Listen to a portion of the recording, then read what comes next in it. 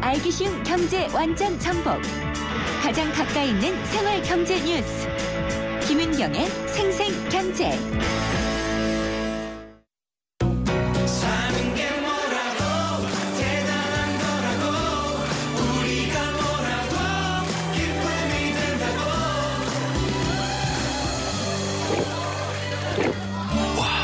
왜 이렇게 잘 넘어가?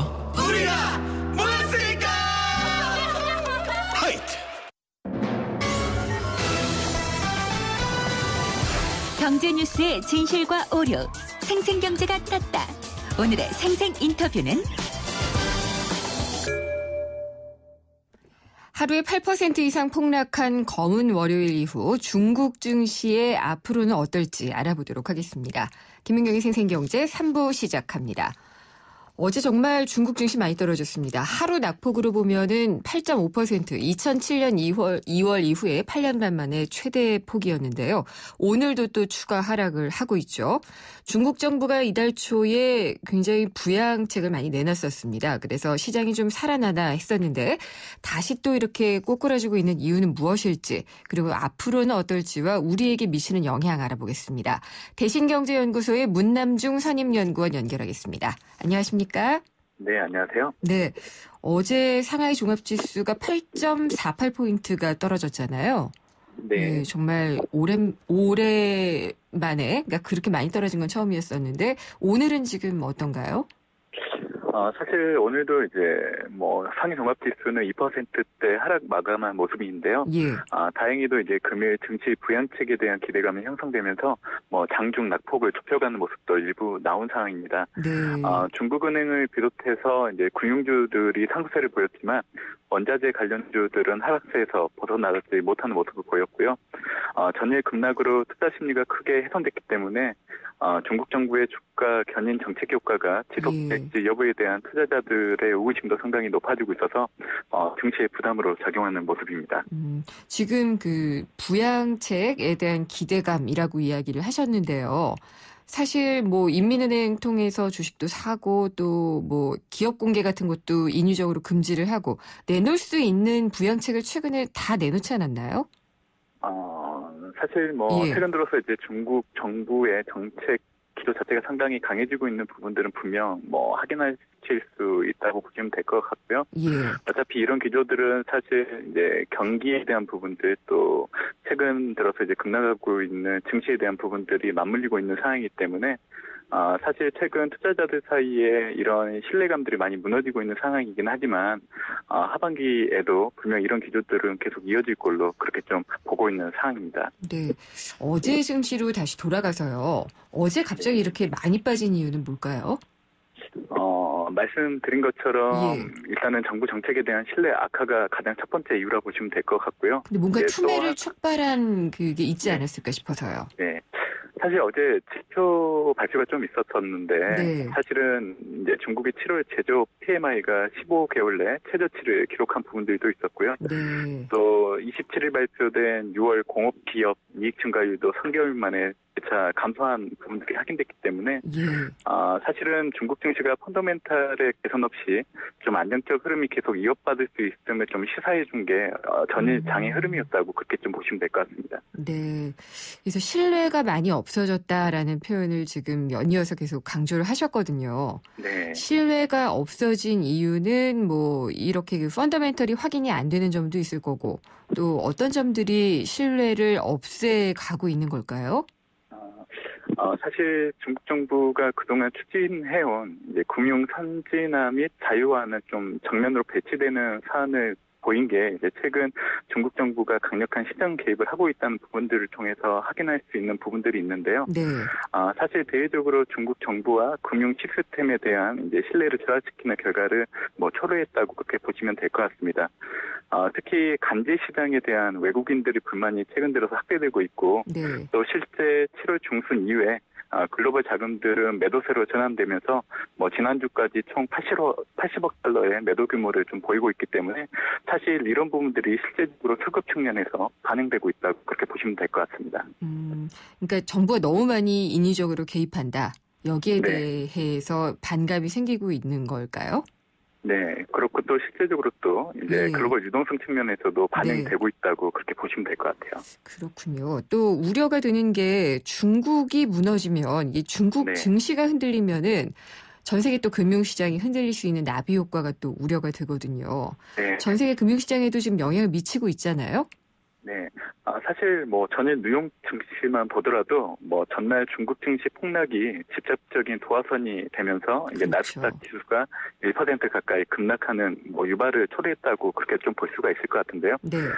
특히 영국과 독일 등 유럽 주요국 증시도 하락하면서 투자자들의 심리를 좀 어렵게 만든 상황이었습니다.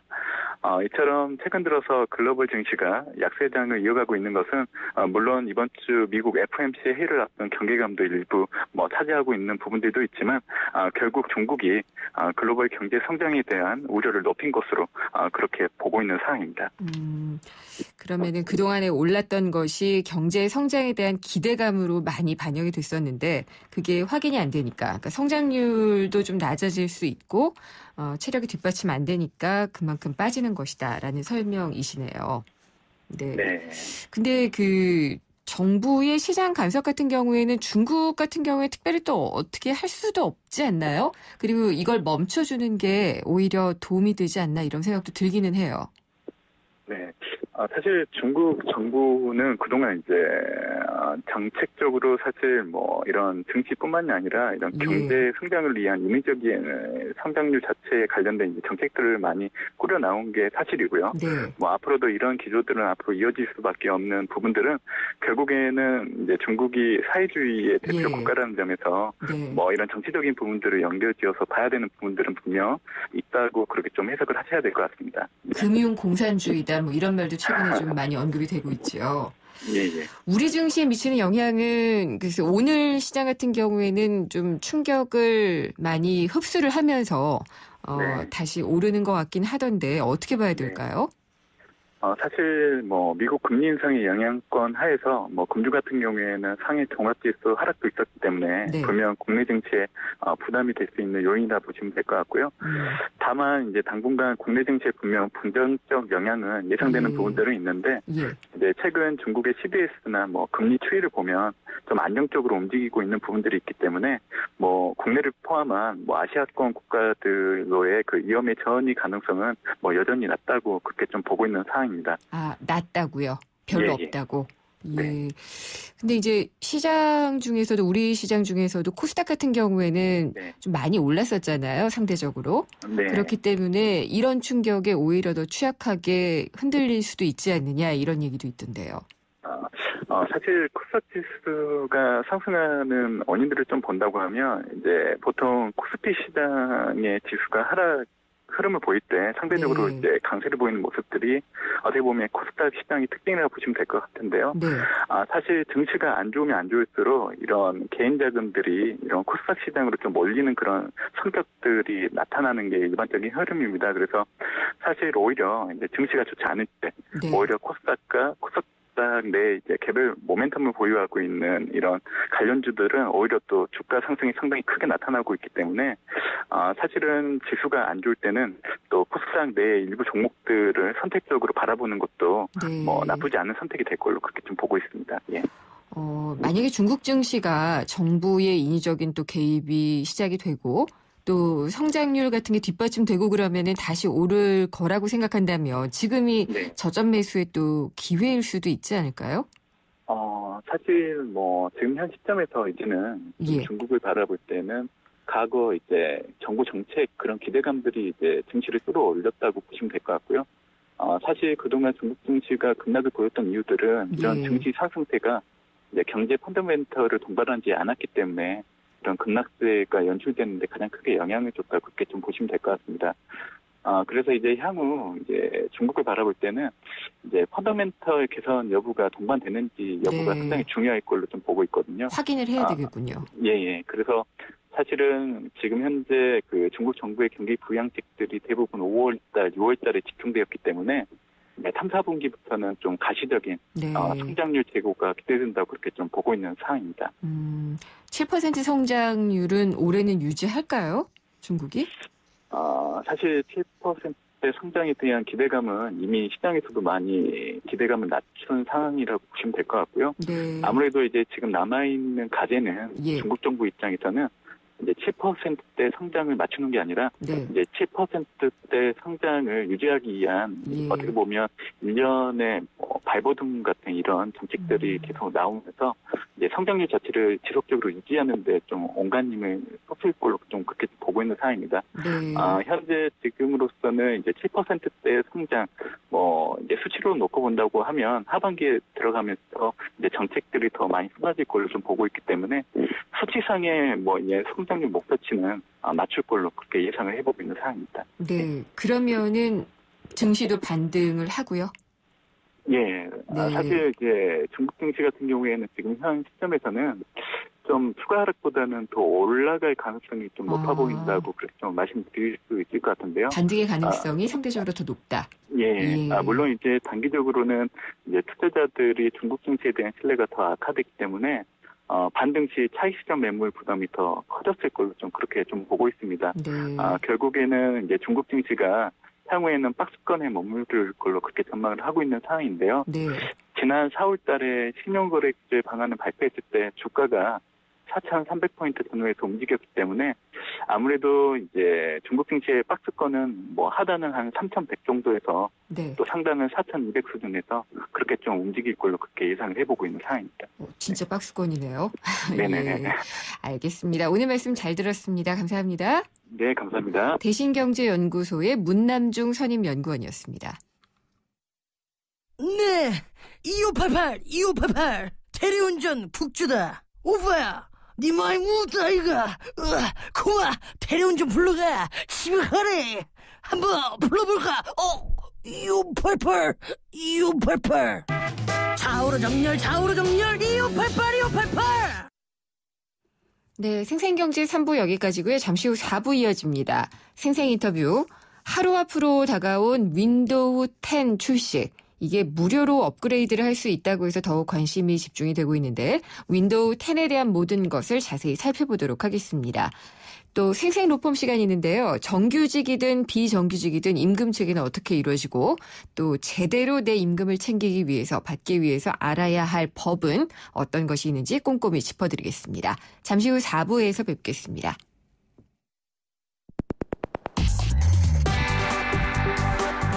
어려운 경제학은 가라.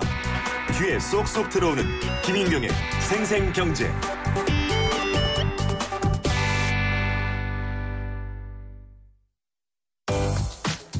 안녕하세요. 유플러스 모델 보아입니다. 최신 영화, 미드부터 인터넷 강의와 맛집까지 보고 싶은 비디오를 검색하면 카테고리별로 보기 쉽게 정리해주는 국내 최초 LTE 비디오 포털. 이제 보고 싶은 비디오 마음껏 즐기세요. LTE.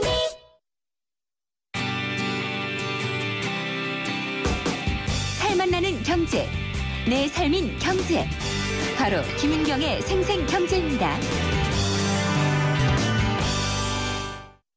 네, 오늘의 인터뷰는 윈도우 10 출시 하루 전 어떤 것들이 달라지는지 짚어보도록 하겠습니다. 마이크로소프트 새로운 운영체제입니다. OS 윈도우 10 출시가 하루 앞으로 다가왔습니다. 현지 시간으로 29일 전 세계 190개국에서 정식 서비스를 시작하게 되는데요. 지난 버전인 윈도우 8과는 어떤 점이 달라졌는지 또 업계에서는 어떻게 보고 있는지 살펴보도록 하겠습니다. 지드넷 코리아의 임유경 기자가 전화 연결돼 있습니다. 안녕하십니까? 네, 안녕하세요. 네, 윈도우 10이 드디어 내일 출시가 되잖아요. 이전 버전인 윈도우 8과는 어떤 점이 달라지나요? 아무래도 사용자 입장에서 가장 큰 차이점은 무료로 업그레이드 할 수 있다는 점일 것 같은데요. 네. 윈도우 7 이상 사용자들은 업데이트 예약을 하셨다면 29일부터 순차적으로 업그레이드를 받으실 수 있습니다. 이전에는 새로운 윈도우가 출시되면 보통 20만 원 정도의 새 버전을 구입하셔야 했는데 그렇죠. 이번에는 무료가 된 셈입니다. 그러니까 개인들이 예약했다가 업그레이드를 받을 수가 있는 거죠? 네, 그렇습니다. 근데 그 윈도우 8에서 제가 되게 불편했던 게 시작 버튼이 없어졌던 거였거든요. 이게 네네. 다시 생겨난다고 그러죠? 네. 윈도우 8이 처음 발표됐을 때 많은 사용자들이 혼란스러워했는데요. 네. 바로 시작 버튼이 사라졌기 때문입니다. 윈도우 8에는 대신 메트로 UI라는 개념이 도입됐습니다. 마치 태블릿이나 모바일에서처럼 각종 앱들이 쫙 펼쳐진 모양인데요. 맞아요. 네, 이런 방식이 터치 중심적인 디바이스에서는 유용할지 모르지만 키보드와 마우스를 주로 사용한 PC에서는 상당히 불편하기도 하고 익숙하지 않은 경험이라는 악평이 많았습니다. 네, 그래서 다시 생겨나는군요. 네, 그렇습니다. 네. 이번에는 사용자 피드백을 반영해서 시작 버튼이 돌아오게 됐습니다. 컴퓨터를 켜면 바탕 화면이 바로 나오고 화면 왼쪽 하단에서 시작 버튼이 있어서 이 버튼을 누르면 프로그램이나 파일을 쉽게 찾아볼 수 있습니다. 좋아요 버튼이 있으면 딱 눌러주고 싶은데요. 이 새로운 인터넷 브라우저가 또 탑재가 됐잖아요. 그동안에는 인터넷 익스플로러, IE가 계속 있었는데 이게 아니라 아예 다른 거죠. 마이크로소프트 엣지. 이건 어떤 그렇습니다. 특징이 있는 브라우저인가요? 네, 엣지는 마이크로소프트가 새롭게 만든 인터넷 브라우저인데요. 네. 웹 브라우저 엔진을 새롭게 개발해 더 경량화됐고 속도도 빠른 것이 특징입니다. 또 HTML5라는 웹 표준을 지키고 있어 액티브엑스 같은 플러그인은 사용할 수 없습니다. 구글의 크롬이나 모질라의 파이어폭스 같은 현대적인 브라우저라고 생각하시면 됩니다. 근데 지금 임 기자님이 말씀하신 거에 따르면 액티브엑스가 지원이 안 된다고 그랬잖아요. 네. 근데 그렇게 되면은 그동안에 우리나라 쇼핑몰이라든지 또 저도 인터넷 뱅킹 많이 이용을 하는데 다 액티브엑스를 대부분 좀 필요로 했거든요. 이것 때문에 생기는 문제는 없을까요? 말씀드렸다시피 엣지에서는 액티브엑스를 사용할 수 없습니다. 국내 인터넷 뱅킹이나 쇼핑몰은 물론 홈택스, 니언24 같이 액티브엑스 기술을 많이 사용하고 있는 공공기관 사이트는 엣지에서 사용할 수 없을 것으로 보입니다. 대신 윈도우 10에는 기존 브라우저인 인터넷 익스플로러 11 버전이 함께 제공되고 있기 때문에 이런 사이트에 접속해야 할 경우에는 인터넷 익스플로러를 사용하시면 될 것 같습니다. 아, 그래요? 그러면은 버튼이 예전 그 IE, 인터넷 익스플로러 버튼이 있는 거예요? 그 시작에 화면에 보면 바로 표시되는지는 아직 확인되지 않았지만 그 기본 탑재되어 있기 때문에 찾으시면 사용하실 수 있을 것 같습니다. 그건 조금 불편할 것도 같은데 근데 또 액티브엑스가 보안에 있어서는 또 단점으로 거론이 됐잖아요. 그래서는 장기적으로 볼 때는 또 괜찮다 이런 의견들도 많이 있다죠? 액티브엑스 같은 플러그인 기술은 비표준 방식이기 때문에 글로벌 웹 환경에서는 사라지고 있는 추세입니다. MS가 엣지를 내놓은 것도 그런 이유에서고요. 구글도 최근 크롬에서 결제나 인터넷 뱅킹 등을 할 수 있는 기술로 제공하던 NP API의 기술 지원을 중단하겠다고 밝힌 상황입니다. MS나 구글 같은 브라우저 업체들이 웹 표준을 강하게 준수하고 있는 방향으로 움직이고 있는 만큼 우리가 계속 액티브엑스 같은 비표준 방식에 의존하다가는 우리나라만 고립적인 웹 환경에 처해질 수 있다는 위기감을 대체적으로 인식하게 된 것 같습니다. 그렇군요. 그리고 맨 서두에 말씀을 하셨지만은 윈도우 10은 업그레이드가 무료잖아요. 이걸 무료로 하는 MS만의 어떤 이유가 있을까요? 윈도우 10은 아시다시피 무료로 업그레이드 하실 수 있는데요. 윈도우 10 사용자들을 빠르게 확보하기 위한 MS의 전략으로 보입니다. 마이크로소프트 사티아 나델라 CEO는 윈도우 10 출시 3년 이내에 윈도우 10을 탑재한 기기를 10억 대까지 확대시키겠다는 목표를 발표했습니다. MS는 PC는 물론 모바일, 태블릿, 사물 인터넷 기기 등 더 이상 컴퓨터가 아닌 디바이스가 없다고 보고 있는데요. 이렇게 컴퓨터가 어느 곳에나 존재하는 상황에서 사용자들이 컴퓨팅 운영체제를 윈도우로 선택하게 하는 건 굉장히 MS에게 중요한 포인트가 됐습니다. 이런 맥락에서 윈도우 10 무료 업그레이드를 바라보시면 될 것 같습니다. 이 윈도우를 사용하지 않거나 또 복제품을 사용하는 사람들, 이 사람들도 업그레이드가 되나요? 이 부분은 좀 혼란스러워하시는 분들이 있을 것 같은데요.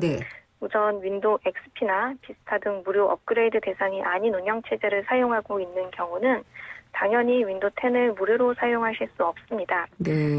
정품이 아닌 윈도우 7, 윈도우 8을 사용하고 있는 경우에는 윈도우 10으로 업그레이드가 되지만 이렇게 업그레이드한 윈도우 10 역시 정품은 아닙니다.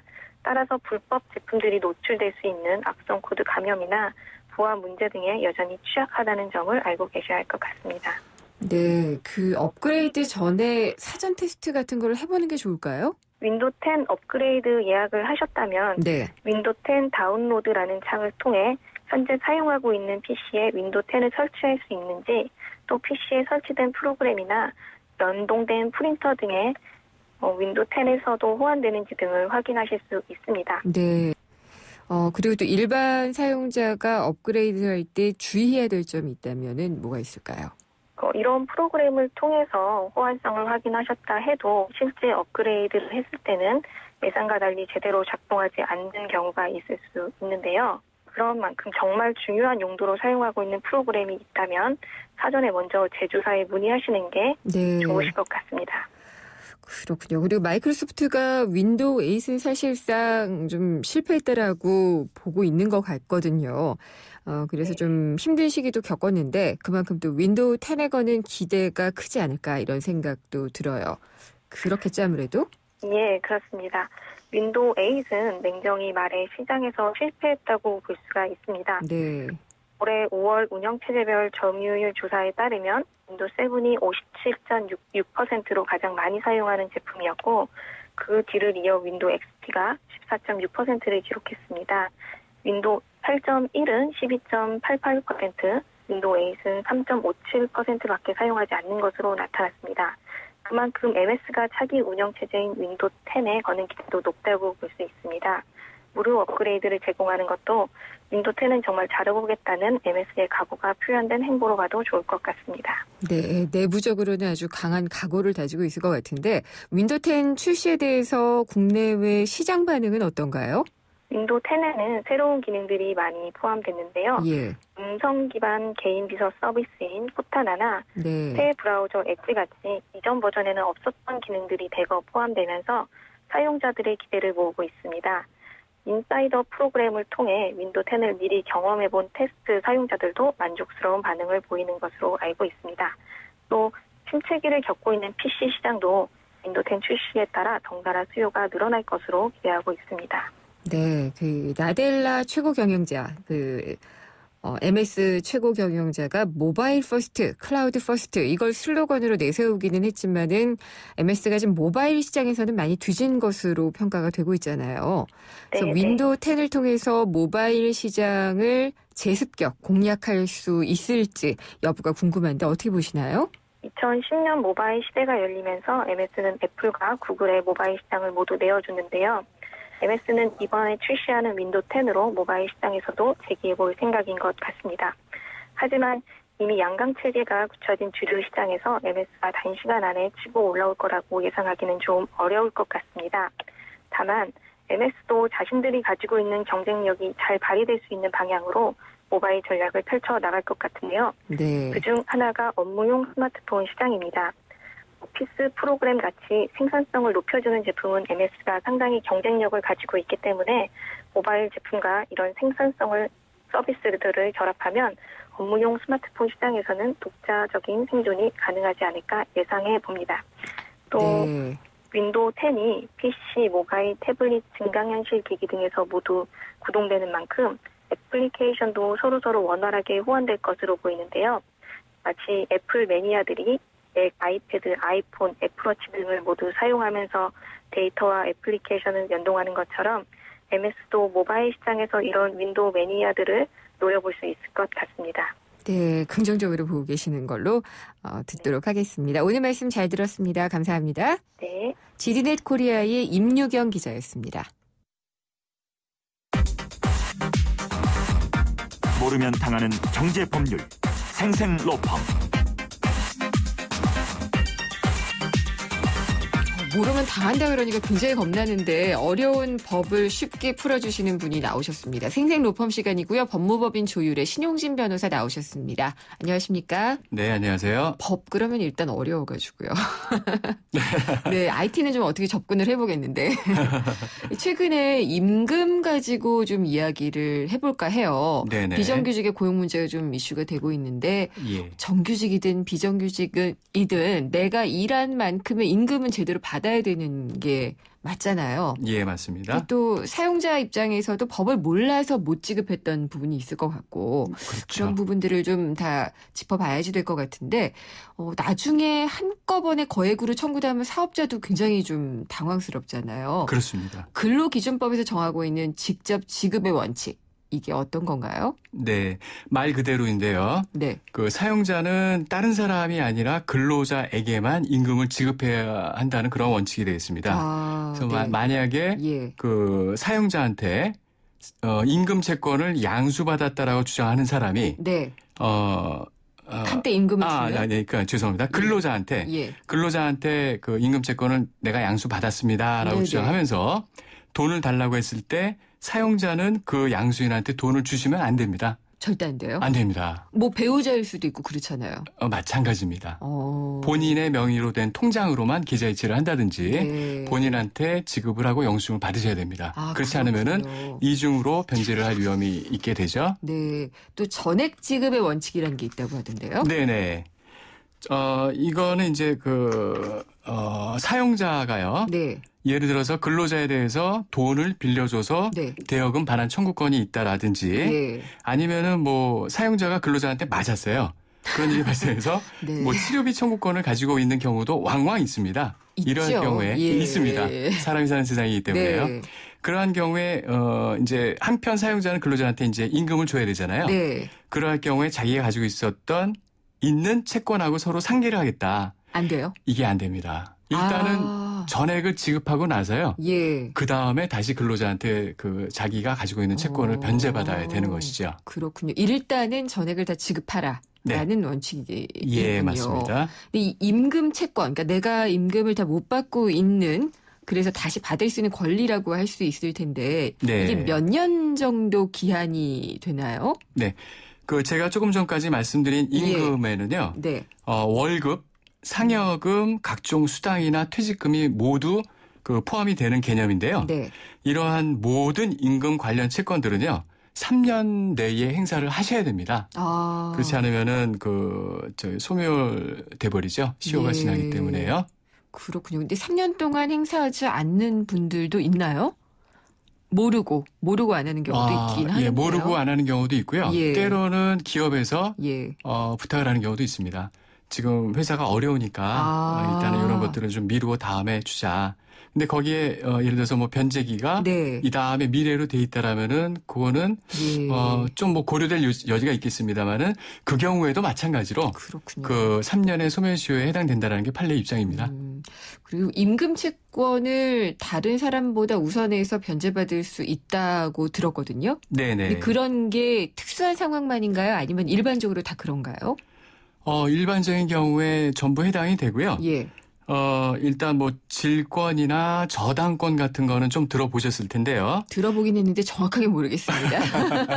예. 예, 담보라는 말은 좀 들어보셨을 겁니다. 부동산 같은데 그렇죠. 담보를 설정해서 돈을 대출을 받는 경우가 많이 있으시죠? 네네. 그러한 경우에 이제 설정을 해주시는 게 이제 저당권 같은 것들인데요.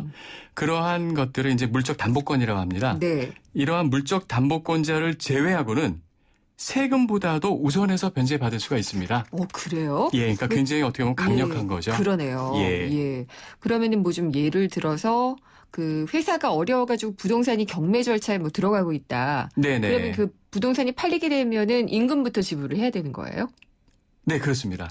아까 말씀드렸던 것처럼 그 이전에 네. 담보권이 설정돼 있었다라면은 그 사람들한테는 먼저 주고요. 예. 그 다음에 근로자한테 임금을 먼저 주고 국가나 아니면은 지방 자치기관이 가져갈 수 있는 세금 같은 세금은 것들? 예. 자기네 이제 나중에 가져가게 되는 거죠. 그렇군요. 예.